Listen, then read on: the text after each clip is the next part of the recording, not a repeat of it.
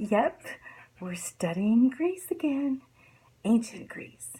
And we're going to be talking about a specific city in ancient Greece called Athens. Athens was named after one of their Greek goddess, Athena.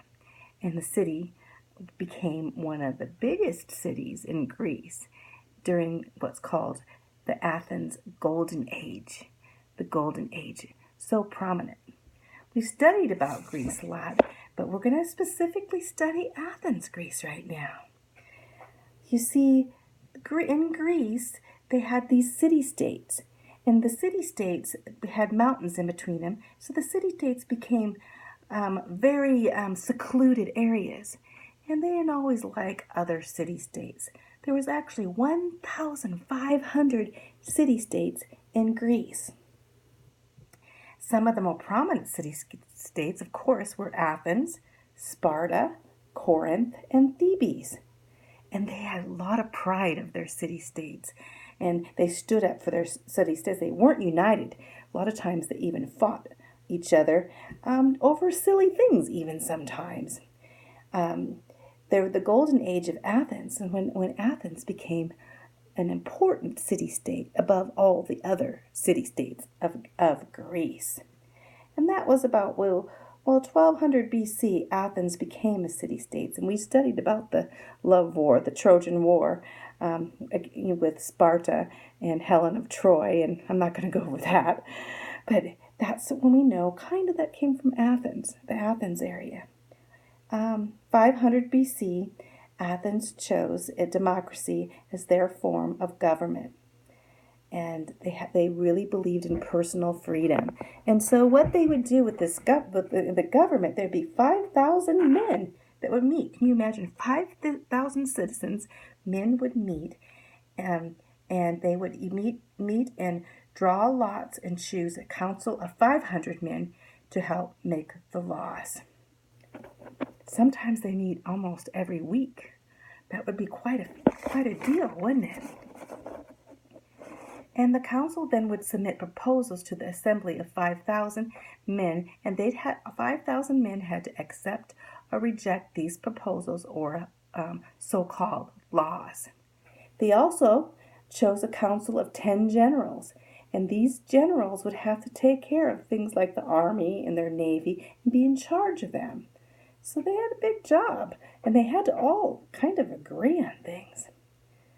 Wow, even our government is called a democracy, comes way back from ancient Greece. Well, Athens is in this basin. It's surrounded by mountains, and it's about 5 miles from the coast.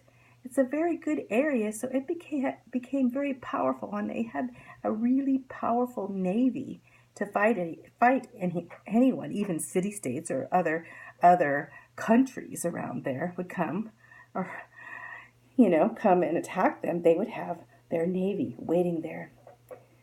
The Athenian navy defeated a much larger Persian navy in the Battle of Salamis. Can you believe that? This little navy defeated this huge, it's quite a deal for a Greek taking over the Persian army. And this was actually, let's see what year it was, in 480 BC. And that's when the golden age of Athens began and lasted until 404 BC, when Sparta came into Sparta, the only city-state that was totally against Athens most of the time. Well, Athens was known for building these grand buildings, and they also had studied a lot of philosophy, and we're going to study about some philosophers during that time that were very, very famous. And they also had developed these building projects and stuff. They developed a city, and they had what was called an acropolis, which would be a high city place. And polis means city, and acro means high. So this is where they would put their religious sanctuaries and stuff, clear on these high hills. And this also was a place that they could easily defend themselves if they were attacked. The famous Acropolis in Athens was 500 feet above the sea. And the most famous structure on the Acropolis was the Parthenon. And the Parthenon was this beautiful column building. In fact, they have a replica in Nashville, Tennessee. Can you believe that?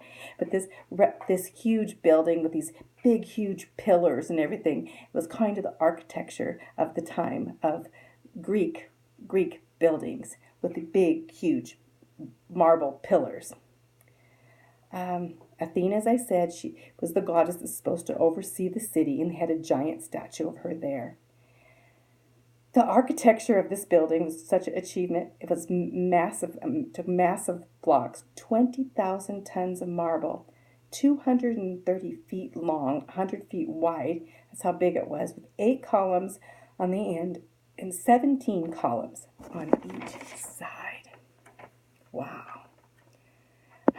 And they were known for its massive, like, straight lines, but they weren't really straight. They actually were convex. Convex design, they called it. Kind of, they went in on the sides and out. So it gave you a different look when you're looking at them. So they even actually looked straighter than normal.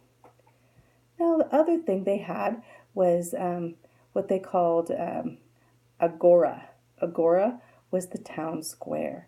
And that was at the center of the religious, political, social, everything they did, their commercial life, they'd meet at the agora. And the colonnades would be on each side, and this is all the shops. They go through this area and you see all these different shops on the agora. And usually men went there, not too many women. Women were set to be at home under this culture. They might be there selling some things.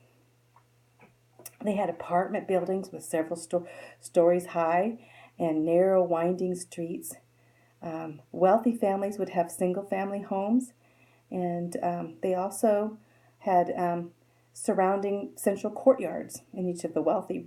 So they had these houses with little courtyards, kind of like our backyard or something like that.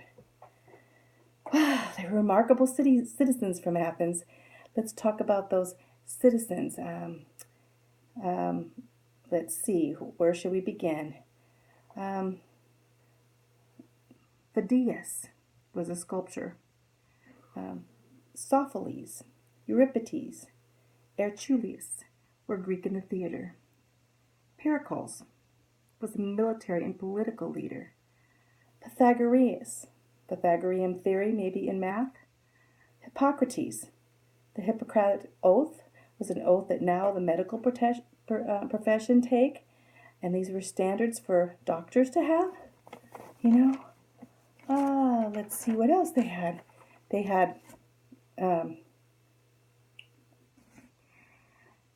had many other philosophers, and some of the philosophers that you'd think of.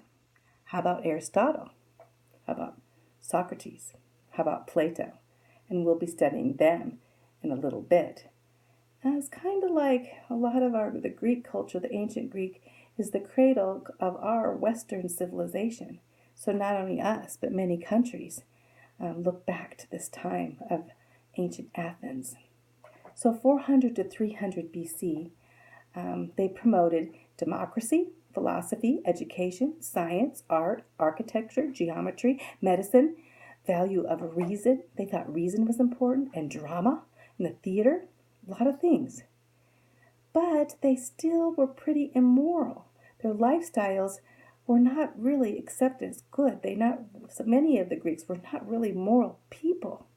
They had a whole bunch of immoral, gods to follow that were not real. They also had a lot of abandoned orphans, and they never really took care of their orphans well. And slavery was accepted there, and also men had a pretty low opinion of women. Those were some bad things. And as I said, they had paganism, many gods, and they had offered human sacrifices, and they had these weird festivals, a lot of different things that we wouldn't consider very moral or very good at all.